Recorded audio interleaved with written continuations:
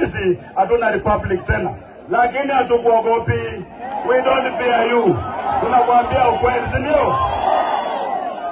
Maana mkianza kuogopa rais ama muogope governor, mnataka kuleta udikteta katika taifa la Kenya, si ndio? Mungu anaanza kuamini kwamba yeye ni Mungu, hawezi kuambiwa kitu. Sisi tutakuambia ama namna gani? Na mheshimiwa rais, yeye anakula ugali kama mimi, anakunywa maji kama mimi, anapumua hewa kama mimi, analala kwa blanketi kama mimi, alizaliwa na mwanamke kama mimi, ama namna gani? Mimi najua watanikujia, wacha wanikujie, lakini ukweli lazima usimame, si ndio? Mimi nikiongea mambo ya Waluya, wanasema natembea naongea ukabila. Mbona ni Mluya peke yake tukisema tukuje pamoja kusema kabila na watu wengine wote wako united?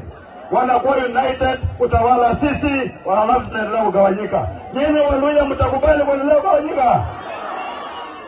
Bandu pewe na kuila kwena na kuila ho. Mulaje tana mtawe. Na mwe mulea anya mulero ha. Mulero ha. Mulabane neze. Wakati